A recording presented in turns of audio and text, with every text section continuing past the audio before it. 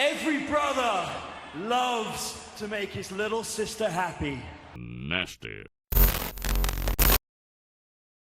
These videos are satiric reviews. You don't have to agree, but don't bitch about it.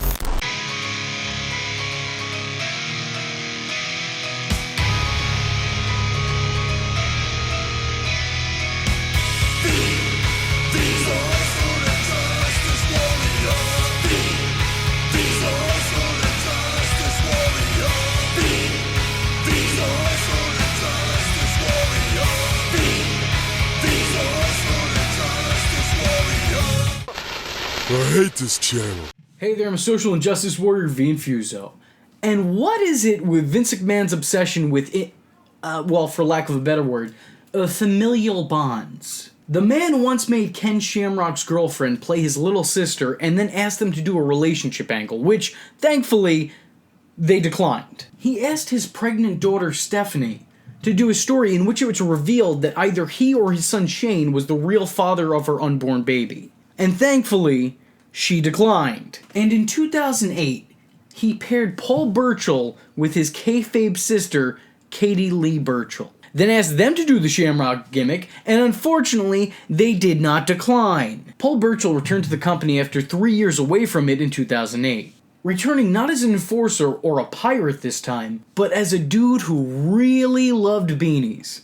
And yeah, man, I think we all have that phase. Come on, don't act like you didn't. We've all been there. But what was a lot less common than the beanie love was the mutual infatuation he seemed to have with his on-screen valet and sister, Katie Lee. The most beautiful man in the world, my big brother Paul. Every brother loves to make his little sister happy. So whatever Katie wants, Katie always gets. Fucking white people. With him stating that anything Katie wants, Katie gets. And her usually claiming that her brother Paul was the most beautiful man in the world. Yeah, I don't know about that last part. Not even top 10 to be real with you. And I want you to keep in mind that this was all before Game of Thrones, so they were ahead of the curve on this one. I can only imagine Vince spent most of their promo time in the bathroom backstage. See, Katie loves to watch her big brother at work, and keeping Katie happy makes me happy.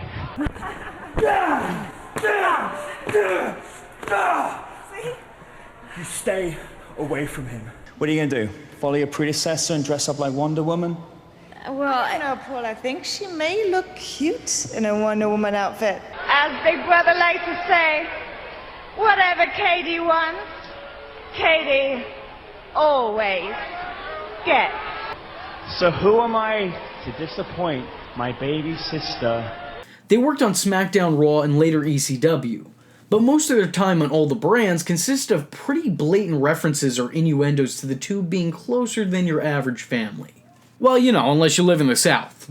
So then probably just as close as your average Southern family. I don't know why I take shots at the South so much. I really don't. They never did nothing to me. Luckily, the gimmick was dropped and the insinuation stopped when WWE decided to become rated G. And thank God for that.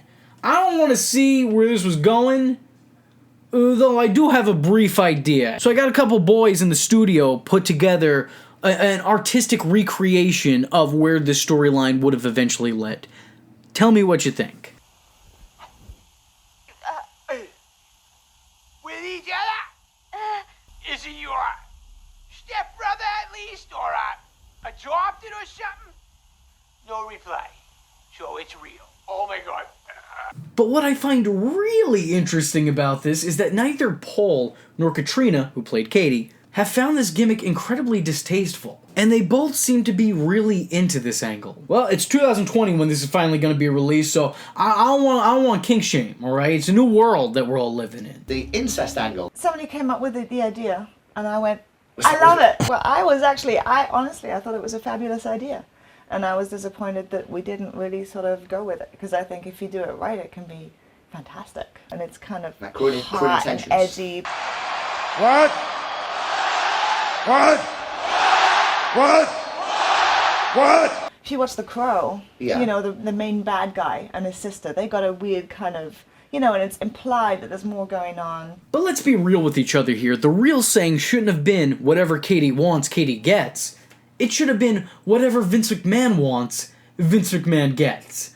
And what he wants, well, I mean, I'm not personally one to speculate, but let's just say we all know what section of up he's been tuning into.